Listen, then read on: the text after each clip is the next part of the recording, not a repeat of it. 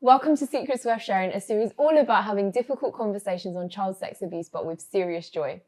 Right now, we're going to give you 2 examples of things you should and shouldn't say when talking about child sexual abuse in culturally sensitive contexts. We're going to be focusing on the Tamil and Vietnamese communities, but obviously a lot of this advice can be applied in different situations. So, Anuja, could you please give us 2 examples of things that we should probably avoid? These are 2 lines that I've heard personally, and I'm going to say in Tamil and then translate it in English. So the first line is "Adu unmile nadakela," which means that didn't happen in real life. That didn't actually happen. When someone finally has the courage to disclose, when you're made to feel invalidated, that can really affect your trust in people and whether you disclose again. So that's why I would say avoid that line. The second line would be "Ninga poi solaringa," which means you're lying. Not feeling believed is one of the worst feelings, because then you start doubting yourself. You're not sure if you even recollect the memories properly, especially because when you've gone through trauma, a lot of what you remember is a bit patchy because you don't want to remember it. That in itself is a normal trauma response. So I'd say avoid denying that something happened. So when you're hearing a survivor speak about their disclosure, thinking about what you're going to say next before speaking, because sometimes people speak because they're shocked or they find it really difficult to understand or accept that this has happened. And again, like that can make the cycle repeat itself if people are giving those kind of responses. What I really like about yours is that your 2 are from the Tamil community, the Tamil language, and the 2 I'm going to give are for people who are outside of the community or the culture.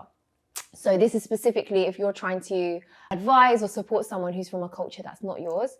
The 2 I would advise is, please do not assume that the elders in that person's community are going to support them in the best and the right way.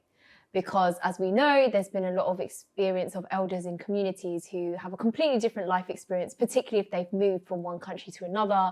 Their life has been a lot about survival. And then all of a sudden you're asking them to get on board with this concept, which is going to ultimately bring shame to their families and be perceived as something very negative on behalf of the person who's been victimized. And then so therefore to say things like, oh, but of course your elder's going to support you. They love you. They want the best for you. Yes, they love you and they want the best for you in most cases, but that is going to look something very different to how it might in a different community or culture. So just be mindful of assuming that there's always a trusted or supportive elder at hand in the way that you might perceive there to be.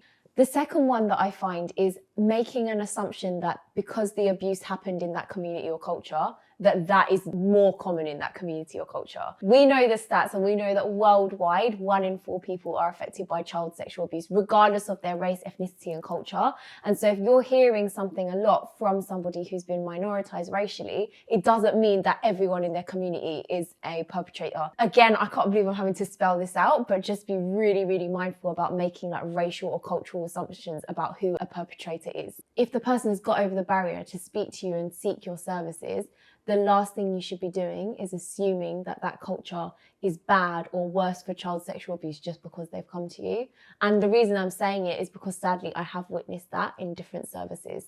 So just be mindful of not making an assumption about the culture just because there has been abuse within that culture, because there's abuse in every culture, unfortunately. So to end on something more positive, what are 2 things that you think we should say in a disclosure situation, particularly in a Tamil context for you? I would say this is for all cultures, but particularly minoritized communities. You are enough. I don't think we say enough praise, especially in ethnic minority communities, to our children and even to adults. So I think you are enough. When you're already doubting yourself, when your confidence has already been shattered, when your boundaries have been disrespected, that is such a powerful statement to say to a survivor, and that can instill confidence in them and empower them. Second thing, I would say, if someone discloses to you, saying, no matter what you decide to do, I will respect it. So not saying do this, do that, don't do this, don't do that. Actually being like, you're in control, this is your choice, and helping them understand that their autonomy will be respected by other people, for them to guide what they want to do with their disclosure, who they want to say it to, whether they want to report it to the police or whether they don't, whether they want help with their mental health, or whether they just want to sit with it for a bit before even making a decision. Mine is actually very, very similar.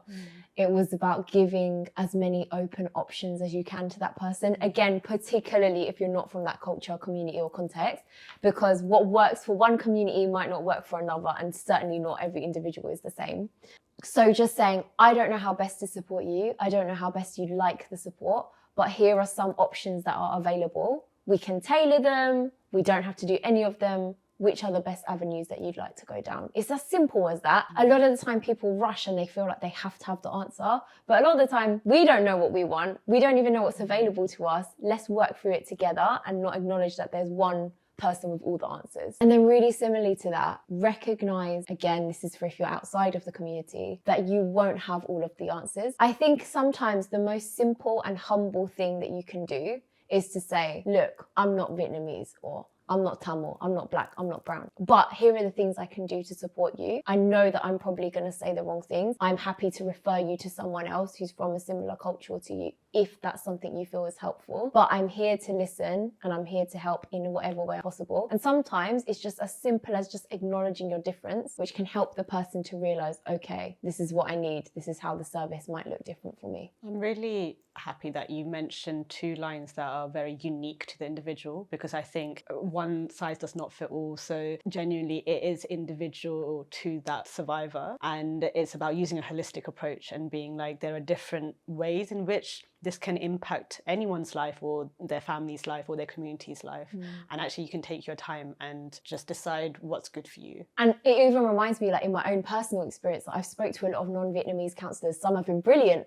I've also spoke to non-Vietnamese counsellors who have been terrible, and they've given me advice that I'm like, there's no way in hell that if I sat my elder down and said, you need to recognise my feelings, that's not going to go down very well, is it? I look back on those situations very often, and I think even if they'd have just said, look, I don't really understand the culture. In other cultures or in my culture, this is what's been acceptable. Do you think this is something that could happen in your culture? And then if not, say why. Like, you don't necessarily have to be from the same culture to understand somebody or to help them, but just acknowledge it, because it can open so many doors and allow that person to reflect on, oh, okay, why could it be different in my culture? Exactly, just actively listening to someone else's experience and how that can impact their life, because they're letting you into such a deep part of themselves that they have been hiding for such a long time. And to really understand someone, you need to actively listen to them. Active listening means that you allow the survivor of any type of trauma to really talk about how they're feeling, not judging them, making sure that they understand that whatever they speak about is confidential. You can ask questions in those moments if they feel comfortable answering them, but most importantly, allowing them to speak about how they're feeling at their own pace. Sometimes just physically being there and listening to them is enough. Active listening means that you're not talking over them, you're not completely changing the topic of conversation, and you're sitting with it. And sometimes those feelings are uncomfortable, so even sitting with those feelings is something that's really important, because it helps both you and the survivor process what's just been talked about. I don't think most of us do it enough. We hear something, but we're not really listening to what that other person's saying. So really understanding someone else's feelings, thoughts, and experience by doing so.